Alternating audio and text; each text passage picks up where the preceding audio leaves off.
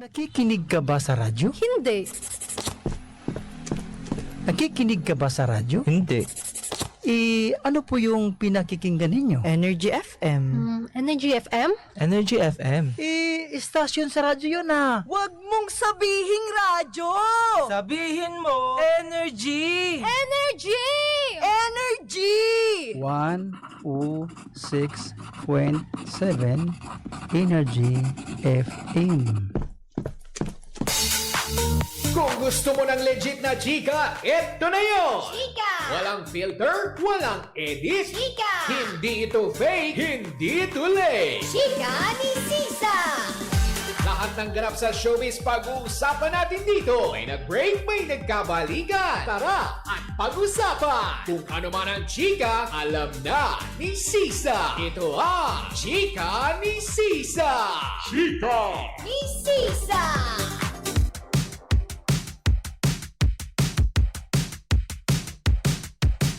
Isang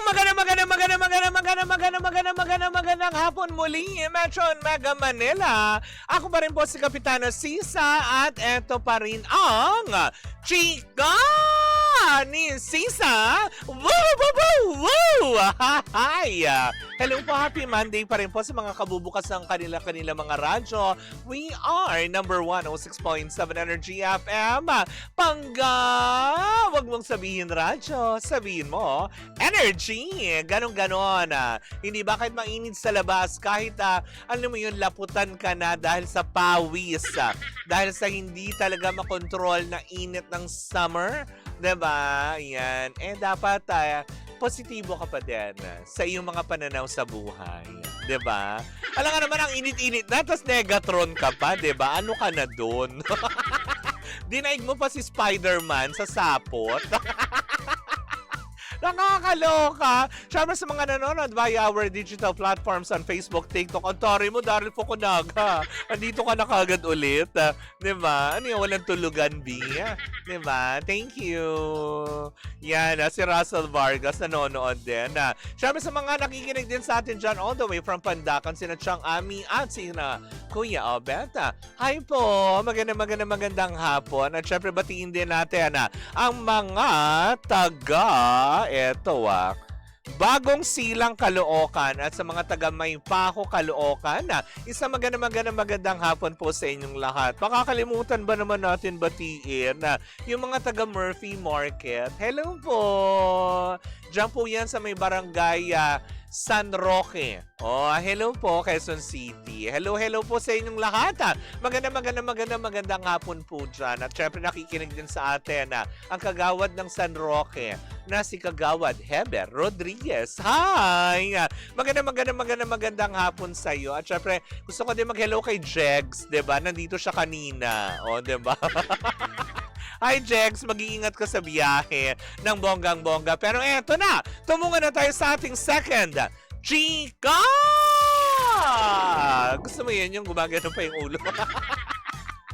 Naku, eto na nga. Masayang na nga lahat. Bagamat, ayaw pa rin naman nilang kumpirmahin. Diba? Pero makikita na sa mga videos na kumakalat dahil last April 18 or 19 nga ba na mag-celebrate si Kuya Mikey Morada ng kanyang birthday. Nakita na natin dun si Alex Gonzaga na medyo manas-manas na.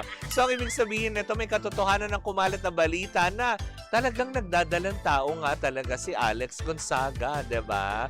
Well, diba? Kung sa tagal din naman ang inintay nila yun at talagang, sabi nga diba? Ang dami nilang pagsubok na pinagdaanan na finally, diba, dininig na rin ni Lord ang kanilang mga prayers na pagkalooban sila ng supling. Kaya lang yata ngayon, diba, medyo makikita natin sa ilang mga videos na medyo behave. Diba, kakaibang Alex Gonzaga yung nakikita natin kasi nakikita natin siya para siyang kitikite na hindi mo mapakali. Pero this time talaga ay para bang medyo isang Alex Gonzaga na isang mahinahon. Ang mga naglalabasan, hindi ba, na kung saan nga naman lahat ng tao ay very happy naman na finally the wait is over. Ito nga yun, diba? Kasi sino nga naman din Sino nga ba naman din, 'di ba, na mag-asawa na ayaw magkaroon ng sarili nilang supling, 'di ba, na galing sa kalangitan, 'di ba? Maaring may mga nagkakaroon ng mga problema, 'di ba? Kasi parang 'di ba, nakailang miscarriage siya. Tapos eto finally, binigay na sa kanila, pinagkalob. Kaya medyo siguro nag-iingat na rin si Alex, 'di ba? Kasi medyo kumbaga maselan ba siya magbuntis, 'di ba? So imbis naman na alam mo 'yun, kung ano-ano pang gawin natin, alam mo, bakit hindi natin siya padalhan ng mga mensaheng makaka-uplift ng kanyang, alam mo yon, nararamdaman ngayon. Kasi alam ko pag buntis, 'di ba, usually emotional yan. Ang daming mga mood swings niyan kasi syempre hindi naman talaga madali magbuntis. Ewan ko, hindi ko pa naman na-feel yun. Nag-iingat ako. Nag-iingat! Hoy! Hindi ko pa naman din kasi ma-feel yun na di bang ano nga ba, 'di ba? Hindi, pero totoo yan kasi syempre, 'di ba, nakita na natin dito si Lindsay, si Sheena, 'di ba? Tapos ngayon, 'di ba, si Valerie Itual na nakikita mo, 'di ba, halos 'di ba, ang hirap bitbitin noon yung kanilang mga tiyan. Pero 'di ba, i-wish natin sila ng congratulations kasi yun nga, finally pinagkalooban na sila. Sa daming mag-asawa na naghahangad na magkaroon din ng supling. Yung iba kasi hindi pa time para ibigay or bigyan sila. Pero may mga iba naman tulad nila Alex Gonzaga na, alam mo yun, hindi na yanig yung kanilang faith kay Lord na mabibigyan pa rin sila ng blessings tulad nito. Kaya let's be happy for them. 'Di ba? Dapat ganoon. Hindi yung tipong kung ano-ano pa mga sinasabi. Kasi mga ganito. Kasi ganyan-ganyan. Dami ng sinabi. 'Di ba? Yung mga ganyan na nakakaloka. Sa amin ni Daryl, ano daw ang gamit ko kapag nag-iingat? Pag nag-iingat ka, ano po? Makahiya na dahon. Makahiyang dahon kasi kusang tumitiklop. Yung matouch mo lang, kung alam mo yun, gumagano, gano. Yung bawal ng no entry, ganyan. Kaya yun ang gamitin sa pag-iingat. Makahiya lips. Gano'n. Ano ba? Nakakaloka naman yun. Pero yun, diba? Sabi niya, nakikinig mula Palma de Mallorca, Spain. Si Orlan Lial. Wow, taray. Hola, ¿cómo estás? Me too, muy bien. Gracias. Oh. Yun lang yung alam ko. Kasi yun lang, pa yung Spanish class namin nung college, yun lang din yung mga inintindi ko. Ay, nako, na nakakaloka. Pero yun na nga, 'di ba? Maging masaya tayo for Alex, 'di ba? Na isa sila sa at least ngayon, pinagkalooban ng blessing ng bonggang-bongga. And for sure, matatagalan natin mamimiss si Alex sa paggawa niya ng mga vlogs.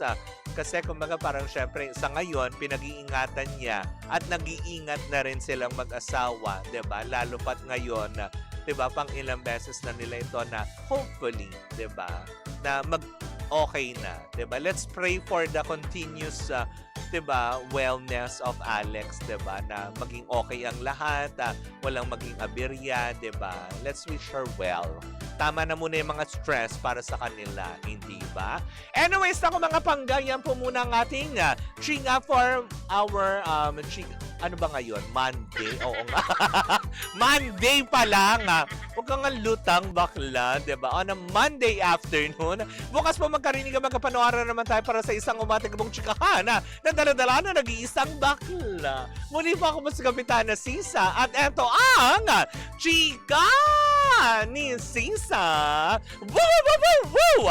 At tuloy-tuloy pa rin po ang ating tugtugan. Dito po lamang yan sa number 106.7 Energy FM. Panggawag mong sabihin radyo, sabihin mo energy.